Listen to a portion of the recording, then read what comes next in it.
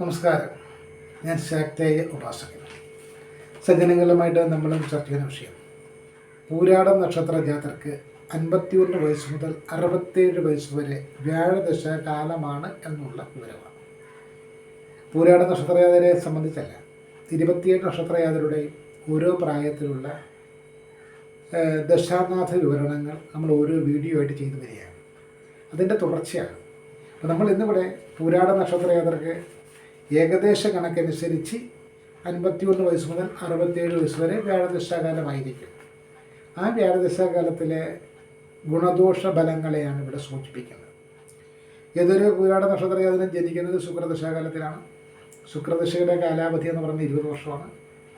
ജനന സമയത്തെ നക്ഷത്രം എത്ര ഗതം ചെന്നു എന്നതിനെ ആശ്രയിച്ചാണ് ശുക്രൻ ആദ്യത്തെ ദശാകാലം. ശുക്രൻ 20 വർഷം കിട്ടുമോ, 20 മാസം കിട്ടുമോ, 2 ദിവസം കിട്ടുമോ എന്നൊക്കെ തീരുമാനിക്കും. കണക്കാട്ടിൽ കണ്ടുപിടിക്കണം. അപ്പം ഇങ്ങനൊരു കൺഫ്യൂഷൻ വരാതിരിക്കാൻ വേണ്ടി നമ്മളിവിടെ ശുക്രനെ 10 വർഷം എന്നൊരു ഏകദേശ കണക്കിൽപ്പെടുത്തുകയാണ്. അങ്ങനെയാണ് നമ്മളിതിനെ കണക്ക് കൂട്ടുന്നത്.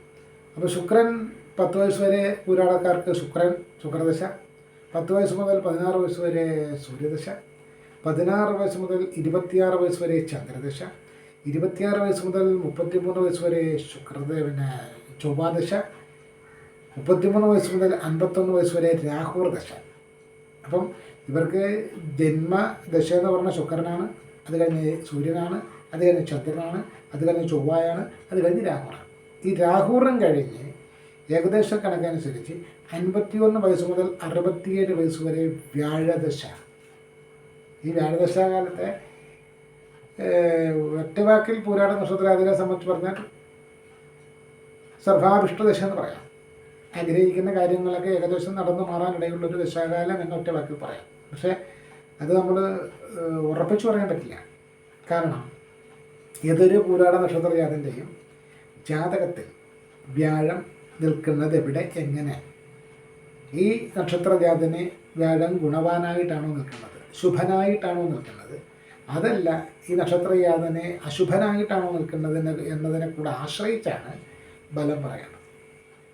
അപ്പോൾ ശുഭനായിട്ടുള്ള വ്യാഴമാണെങ്കിൽ, ജാതകപ്രകാരം ശുഭസ്ഥിതിയിലാണ് വ്യാഴം നിൽക്കുന്നതെങ്കിൽ എന്തായിരിക്കും പൂരാട നക്ഷത്ര ജാതനെ സംബന്ധിച്ച് ഏകദേശം 51 വയസ്സ് മുതൽ 67 വയസ്സ് വരെയുള്ളൊരു കാലഘട്ടത്തിൽ അവർക്കുണ്ടാകുന്ന അനുഭവം? സ്വത്ത് സമ്പാദനം, തർക്കം, സ്വത്തുക്കൾ ഇങ്ങനെ കൂടിക്കൊണ്ടേയിരിക്കും. വീട് പണി പൂർത്തീകരിക്കുക, സ്വന്തമായിട്ട് ഭൂമി വാങ്ങുക, നിലവിൽ ഭൂമിയും വീടും ഉണ്ടെങ്കിൽ പോലും വേറെ ഒരു 10 സെൻറ്റ് എവിടെയെങ്കിലും വാങ്ങിക്കുക, അവിടെ ഒരു വീട് പണിയുക, വാഹനം ഒന്നുണ്ടെങ്കിൽ പോലും വേറൊന്ന് മാറ്റി വാങ്ങുക, അല്ലെങ്കിൽ ഉള്ള വാഹനം ഒന്ന് പുതുക്കുക, അല്ലെങ്കിൽ ഉള്ള വീടൊന്ന് പുതുക്കുക, സ്വർണ്ണാഭരണങ്ങൾ ഒന്ന് കൊണ്ട് പുതുക്കുക, അല്ലെങ്കിൽ പുതിയ സ്വർണം വാങ്ങിക്കുക, വിദേശ രാജ്യങ്ങളിൽ വിസിറ്റ് നടത്തുക, പ്രവാസ ജീവിതം, ജോലിക്ക് വേണ്ടിയിട്ട് വിദേശത്ത് പോവുക, പഠിക്കാൻ വേണ്ടിയിട്ട് വിദേശത്ത് പോവുക, ഇങ്ങനെ നേട്ടങ്ങൾ. തറവാട്ടിലോ കുടുംബത്തോ വിവാഹം നടക്കുക, സൽപുത്ര ജനനം നടക്കുക, അതുപോലെ തന്നെ ഗൃഹപ്രവേശന കർമ്മം നടക്കുക, ഏതെങ്കിലുമൊക്കെ വലിയ വലിയ സൽക്കാരങ്ങളിൽ പങ്കെടുക്കുക, തീർത്ഥാടനങ്ങൾ നടത്തുക, ദേവപ്രീതിക്ക് യുക്തമായ കാര്യങ്ങളുമായി ബന്ധപ്പെട്ട ധനം ചിലവഴിക്കുക, പണ്ഡിതന്മാരെയും മറ്റുള്ളവരെയും ഗുരുക്കന്മാരെയും ഒക്കെ ആദരിക്കുക, ഇങ്ങനെ മനസന്തോഷത്തിനെ വർദ്ധിപ്പിക്കുന്നത്, സാമ്പത്തികമായിട്ടുള്ള ഭദ്രതയെ കൂടുതൽ വിപുലീകരിക്കുന്നതുമായിട്ടുള്ള കാര്യങ്ങളായിരിക്കും വ്യാഴം ശുഭനാണെങ്കിൽ, ബലവാനാണെങ്കിൽ സംഭവിക്കുക. കടബാധ്യതകളൊക്കെ തീർക്കാൻ പറ്റും, ധനപരമായിട്ടുള്ള നേട്ടങ്ങളുണ്ടാകും, കുടുംബസ്വത്ത് ലഭിക്കും, കൂട്ടുകുടുംബ വ്യവസ്ഥയിൽ നിന്ന് മാറി വേറെ എവിടെയെങ്കിലും ഒരു ചെറിയ 2 സെൻറ്റ് സ്ഥലമെങ്കിലും വാങ്ങിച്ചൊരു പെര വയ്ക്കാൻ സാധിക്കും, ഒരു ഭവനം നിർമ്മിക്കാൻ സാധിക്കും, അവിടെ താമസിക്കാൻ സാധിക്കും. ഉദ്യോഗത്തിൽ പ്രതീക്ഷിക്കാത്ത മുന്നേറ്റം, സ്ഥാനക്കയറ്റം, സ്ഥാനമാനാധിലാഭങ്ങളുണ്ടാകും, യാത്രകൾ കൊണ്ട് പ്രയോജനമുണ്ടാകും, പാശ്ചാത്യ ഭാഷ സംസാരിക്കുന്ന രാജ്യങ്ങളിൽ സഞ്ചരിക്കാൻ സാധിക്കും. അങ്ങനെ ഒരുപാട് നേട്ടങ്ങളുണ്ടാകും. വ്യാഴം അനുകൂലമാണെങ്കിൽ സർവ ഐശ്വര്യങ്ങളും കരഗതമാകും. അഷ്ടൈശ്വര്യ സിദ്ധിയും പ്രാപ്തിയുണ്ടാകും. എല്ലാ ഐശ്വര്യങ്ങളും ലഭിക്കും.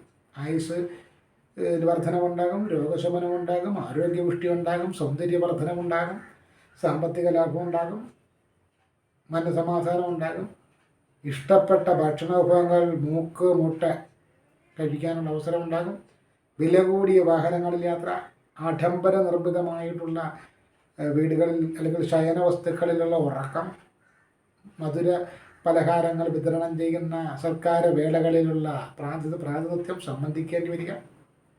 ഇങ്ങനെ ഒരുപാട് ഗുണങ്ങളുണ്ടാകും വ്യാഴം ഗുണവാനാണെങ്കിൽ. വ്യാഴം പ്രതികൂലമാണെങ്കിലോ, നമ്മൾ ഇത്ര നേരം പറഞ്ഞത് അനുകൂലമായിട്ട് നിൽക്കുന്ന വ്യാഴത്തിൻ്റെ ഫലങ്ങളാണ്. എനിവേ വ്യാഴം പ്രതികൂലമാണെന്ന് വിചാരിക്കും. അങ്ങനെയാണെങ്കിലും സകല സമ്പത്ത് നഷ്ടപ്പെടും. കോടതി നടപടികളിലൂടെ സ്വത്ത് നഷ്ടം, ജപ്തി നടപടി, സാമ്പത്തിക നഷ്ടം, വ്യവഹാര പരാജയം, വ്യവസായ പരാജയം, കച്ചവട നഷ്ടം, ജോലിയിൽ പ്രശ്നം, ജോലി പോകുന്ന അവസ്ഥ.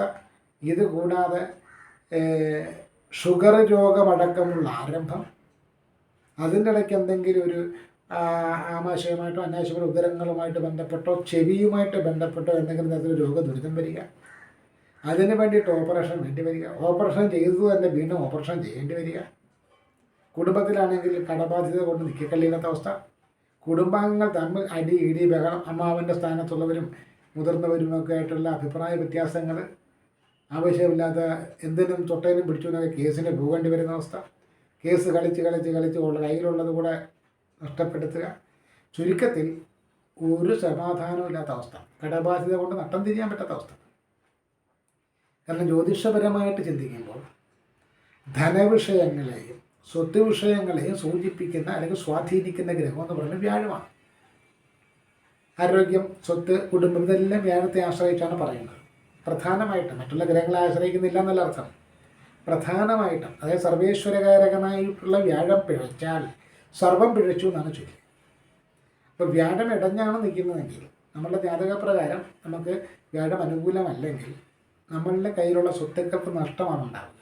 സ്വത്ത് നഷ്ടം, കേസ് വഴക്കുകൾ, കോടതി വ്യവഹാരങ്ങൾ, അടി ഇടി പിടി, മനസമാധാനമില്ല. ചുരുക്കം പറഞ്ഞാൽ നമ്മളുടെ മനസമാധാനം കിട്ടാൻ ഒരു തീർത്ഥാടനം നടത്തും വളരെ ദൂരെ ദിക്കിലേക്ക്. വളരെ കാലം ഉണ്ടാക്കിയിരിക്കുന്ന ഏതെങ്കിലും ഒരു ദേവാലയത്തിലേക്ക് തീർത്ഥാടനത്തിന് പോകാനിടയുണ്ട്. സന്യാസത്തിന് പോകാൻ പറയില്ലേ, അതിനോട് സമൂഹമായിട്ട് തീർത്ഥാടനത്തിന് പോകാനിടയുണ്ട്. തീർത്ഥാടനത്തിന് അവിടെ ചെന്നിരിക്കുമ്പോൾ നമ്മൾ പ്രാർത്ഥിക്കുന്നത് നമ്മൾ കടം തീരണമെന്നായിരിക്കില്ല. കാരണം വ്യാഴം മറിഞ്ഞിരിക്കുന്നതുകൊണ്ട് സൽബുദ്ധി പ്രവർത്തിക്കില്ല. അവിടെ ചെന്നിട്ട് പ്രാർത്ഥിക്കുന്നത് എൻ്റെ ശത്രുക്കളെ ഒന്നും ഇല്ല ഒക്കെ തീർത്ത് തരണമെന്നായിരിക്കും. ഇതുമല്ല ദൈവം നമ്പരം ചെയ്യാവുന്ന കാര്യമാണ്. നിൻ്റെ കഷ്ടതയും ബുദ്ധിമുട്ടും ദൈവത്തിനോട് പറഞ്ഞ ദൈവം എന്തെങ്കിലും ഒരു പരിഹാരം ഉണ്ടാക്കണം. ഈ കഷ്ടതയിൽ കിടക്കണ നീ എന്നുവെച്ചും ശത്രുക്കളെ ഇല്ലാതാക്കണമെന്ന് പറഞ്ഞാൽ അങ്ങേർക്ക് എന്ത് ചെയ്യാൻ പറ്റുമെന്ന് പറഞ്ഞ പോലെ സൽബുദ്ധി പോലും പ്രവർത്തിക്കേണ്ട അവസ്ഥ ഉണ്ടാകും. എന്നാൽ ഈ നക്ഷത്രയാത്രയെ സംബന്ധിച്ച് പറയുമ്പോൾ, പുരാടൻകാരെ സംബന്ധിച്ച് പറയുമ്പോൾ ഇവർക്ക് വ്യാഴദശ എന്ന് പറയുന്നത് കുറച്ചധികം ഗുണഫലങ്ങൾ ഉണ്ടാക്കാനിടയുണ്ട്. കാരണം സർവാഭിഷ്ടദശ എന്നൊക്കെ പറയുമ്പോൾ അവരാഗ്രഹിച്ചിരുന്ന ചില പ്രധാനപ്പെട്ട കാര്യങ്ങളെങ്കിലും നടന്നു മാറ്റും. അതൊരു പക്ഷേ സ്വന്തമായിട്ട് കുറച്ച് ഭൂമി വാങ്ങിക്കണമെന്നായിരിക്കാം, ഒരു വീട് നിർമ്മിക്കണമെന്നായിരിക്കാം, അതല്ലെങ്കിൽ ഒരു നല്ല വാഹനം വാങ്ങണമെന്നായിരിക്കാം, അതല്ലെങ്കിൽ മക്കളുടെ ആരുടെയെങ്കിലും വിവാഹം മംഗളകരമായി നടത്തി കൊടുക്കണമെന്നായിരിക്കാം, അതല്ലെങ്കിൽ വളരെ ദൂരദേശത്തുള്ളൊരു തീർത്ഥാടന കേന്ദ്രത്തിൽ തീർത്ഥാടനം നടത്തണമെന്നായിരിക്കാം. അപ്പം മനസ്സിൽ എന്താണോ അവർ സൂക്ഷിച്ചിരിക്കുന്ന അഭീഷ്ടം, ആ അഭീഷ്ടം സാധിക്കുന്ന തരത്തിലേക്കായിരിക്കും ഈ നക്ഷത്രയാതർക്ക് വ്യാഴദശാകാലം അനുഭവത്തിൽ വരാനിടയുള്ളത് എന്നാണ് നമുക്കിവിടെ ആമുഖമായി സൂചിപ്പിക്കാനുള്ളത്. ഇതിൻ്റെ വിശദമായിട്ടുള്ള കാര്യങ്ങളൊക്കെ കൂടെ ഉൾപ്പെടുത്തി നമ്മൾ പിന്നാലെ ഓരോരോ വീഡിയോ ആയിട്ട് ചെയ്യുന്നത്. ഇത്രയും പറഞ്ഞ് ഈ വീഡിയോയിൽ അവസാനിപ്പിക്കുമ്പോൾ സ്വാഭാവികമായിട്ടും നമ്മുടെ പ്രേക്ഷകർ ചോദ്യം ചോദിക്കും, വ്യാഴം പിഴച്ചാൽ എന്താ പരിഹാരം? വ്യാഴം പ്രതികൂലമാണെങ്കിൽ ചെയ്യേണ്ടത് വ്യാഴാഴ്ച ദിവസത്തിന് പ്രാധാന്യം കൊടുക്കുക, മഞ്ഞ നിറത്തിന് പ്രാധാന്യം കൊടുക്കുക, മഞ്ഞ നിറത്തിലുള്ള വസ്ത്രം ധരിക്കുക എന്നിങ്ങനെയുള്ളവ ചെയ്യാം, മഞ്ഞപ്പൊട്ട് ധരിക്കുക, മഞ്ഞൾ കുറി ധരിക്കുക, ഇങ്ങനെയൊക്കെയുള്ള പരിഹാരങ്ങൾ. മഹാവിഷ്ണു ക്ഷേത്രത്തിൽ ചെയ്യാൻ പറ്റുന്ന വഴിപാടുകൾ ചെയ്യുക.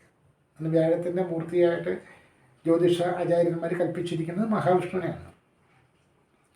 അതുപോലെ തന്നെ വ്യാഴാഴ്ച ദിവസം രാവിലെ ഒരു 8-നും 9-നും ഇടയ്ക്കുള്ള സമയം മഹാവിഷ്ണു ക്ഷേത്രവുമായി ബന്ധപ്പെട്ട് നിൽക്കുന്ന അരയാലിനെ 3 തവണ പ്രദക്ഷിണം ചെയ്യുന്നതും നല്ലതായിട്ട് പറയാറുണ്ട്. പ്രദക്ഷിണം ചെയ്തൊരു 5 മിനിറ്റ് അവിടെ ഇരിക്കുന്നത് നല്ലതാണ്. തമിഴ്നാട്ടിലേക്ക് നമ്മൾ പോയി കഴിഞ്ഞാൽ തമിഴ്നാട്ടിലെ സംസ്കാരം വെച്ചുകൊണ്ട് നോക്കിയാൽ ഈ പ്രദക്ഷിണം ചെയ്യുന്നവർ 33 തവണയൊക്കെ പ്രദക്ഷിണം ചെയ്യാറുണ്ട് അവിടെ. ചെയ്തിട്ട് പാലിൽ മഞ്ഞൾപ്പൊടി കലക്കിയത് കൊണ്ടുവന്ന് ഈ അരയാലിൻ്റെ ചുവട്ടിൽ അരയാലിനോട് ചേർന്ന് തന്നെ അവരെ അഭിഷേകം ചെയ്യുന്ന പോലെ ചെയ്യാറുണ്ട്.